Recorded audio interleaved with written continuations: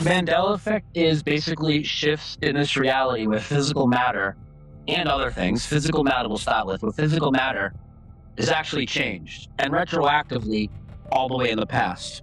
So when people are presented with the Mandela effect, say by a website or something, it certainly appears like they're trying to tell you about the Mandela effect, but it's just gatekeeping us. What they're doing is they've successfully minimalized us to make people think it's all about movie quotes and brand changes and all that. While many of those are legitimate Mandela effects, it goes much deeper, which we'll get into later. But so let's just say something, for instance, like something most people would know, stovetop stuffing, okay?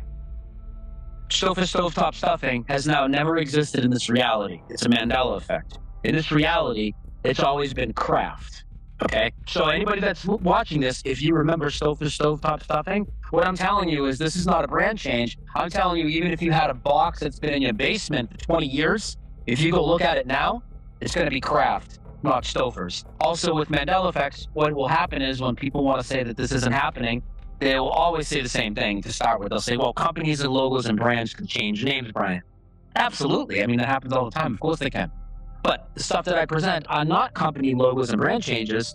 And if they are, the people that say this isn't real would simply be able to come and show us, hey, this is when Stouffer's sold the craft in 1989. This isn't a Mandela effect. But the Mandela effect goes retroactively all the way into the past. It includes video coverage, everything. So another big one like Mr. Rogers' Neighborhood. He used to come through the door every day and sing, "It's a beautiful day in the neighborhood, a beautiful day for a neighbor."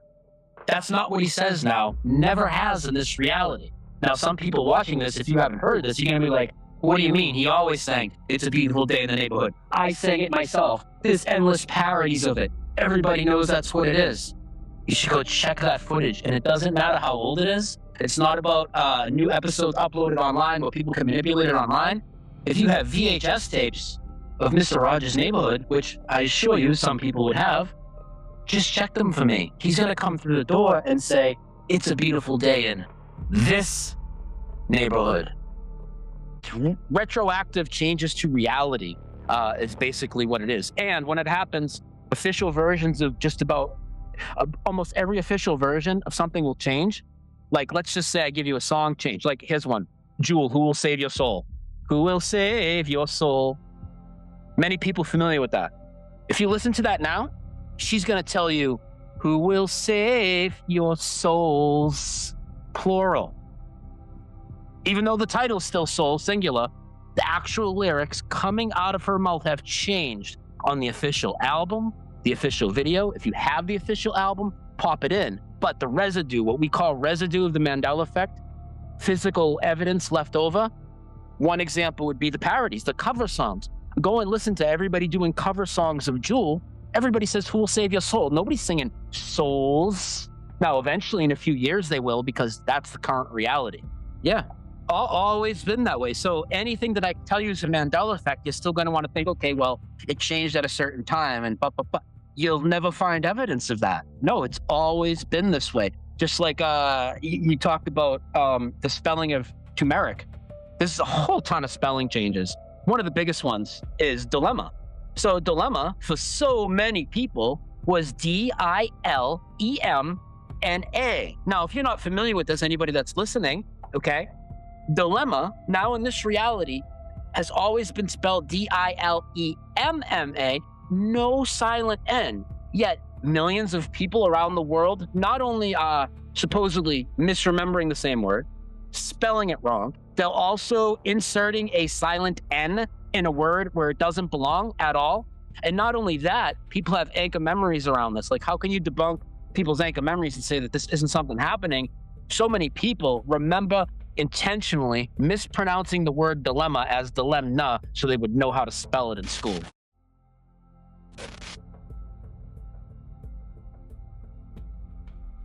Well, I mean, they really aggravate the crap out of me. I mean, I would claim that they haven't done any research into it, but not only that, I'd go right at them. And what I would claim is not only is it not a psyop, you're highly affected. And I could roll over anybody with 100 changes easily. Now, they could come out at the end of it and still say, "Oh, well, this isn't real, and I was misremembering all these things." But they look ridiculous. To say that this isn't happening, every single person in the world is Mandela affected. And you know why? Because the Mandela effect is just a crappy freaking term for how this reality operates. And we all live in this reality, and the reality is in flux. We're all experiencing it. And if people are honest with themselves, they'll know it's not a psyop. They're affected by so many changes. And we also have incremental changes, which I'm sure we'll get to. But when we see incremental changes in front of us, that also shows us that there's actually more than 2 possibilities, 3 instances of this reality, 4 instances of this reality. So just because you might disagree with, let's say I present 1,000 Mandela effects today, even if you disagreed with 100 of them and you said that's bunk and what about the 900 that just shook you to the core? It's been going on since the dawn of time. And I do think that it has increased over time, specifically in the last decade or so. And of course, yes, I know people are definitely more aware of it because they can communicate through all the means that we have now. So that, maybe it was always just as fast and people are just communicating about it now. Maybe it was always changing just as much. If you delve back into some of the ancient cultures, like, the Hindus and some of these other people, they do talk about things relating to reality shifts. So I think this has been talked about since the beginning of time, basically.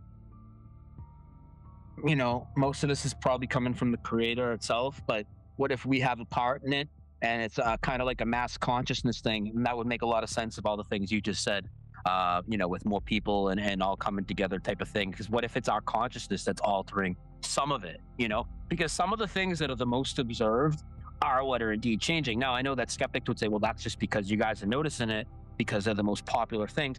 No, because after we already have eyes on these, like you brought up the Wizard of Oz, right? And the Scarecrow's done. Perfect example. That when the Mandela effect started with the Wizard of Oz and the Scarecrow with the gun, right? The Tin Man didn't have a giant wrench at that point. And that movie incrementally changed, and then he got a giant wrench after.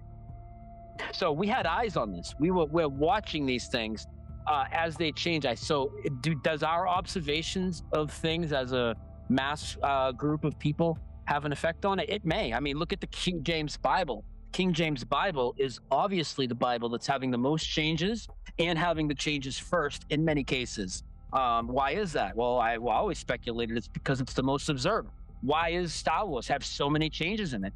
Well, because it's the most observed. Now, and I think there's a reason for that. If it also what we just speculated on, our consciousness, or if indeed it is the creator, like I tend to lean towards, what better way than to wake people up to the nature of this reality and to make changes in the most observed things? I look at this place as a test, first off, right? I think that we're here for a test, and I do think that it's going to be kind of like a graduating process to graduate kind of spiritually out of here into the next level, which is probably a lot more supernatural than this. Now, if you look around, especially after the last 2 years, you can see that there's so many people walking around that are miserably failing the test. Now, I'm somebody that'll tell you, I don't think that people are going to be damned to hell or anything like that. I think that's all fear brought on by religion. But I do think that they're going to fail the test, and maybe, this is wild theory by me, by the way. I do think that they're going to fail the test and have to come back and repeat.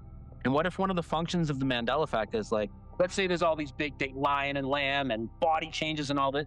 For me, that's all hugely important. But what about some of the stuff that I still think is important because they're reality shifts, but what people would think are less important? Like, what's the purpose of changing which company Ed McMahon worked for? What's the purpose of change, even though that's top 3 Mandela effect for me? What's the purpose of changing the Dash and the Kit Kat or whatever, right? But what if when these people repeat, right, they're in a different vessel, but their soul is here, and if things aren't tinkered with enough, what if they start to have a deja vu of their past life or something? So maybe the Mandela effect is multifaceted. It's a spiritual test to see who's ready for the next level. It's also a complete rewriting of this reality for when people come back. Please.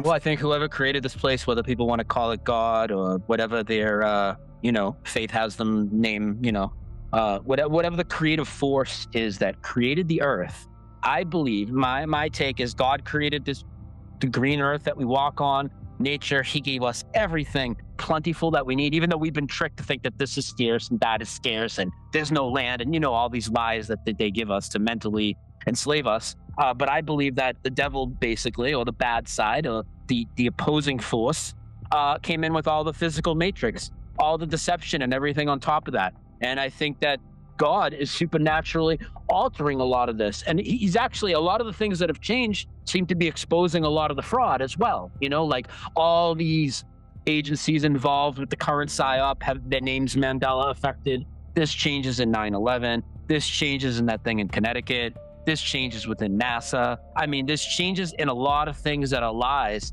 that are being pointed out. So make it simple. People want to say God and devil, and I don't know if those are real things or whatnot, but I think there has to be some sort of good force that created us, created Earth, gave us life. I think for the most part, that is what's causing the Mandela effect, and probably we have some input into that with our consciousness. Now, I do think that the other side wants to do everything they can to make you not see this. So, of course, we see all the disinformation in the media and all that, and everybody trying to poo-poo this.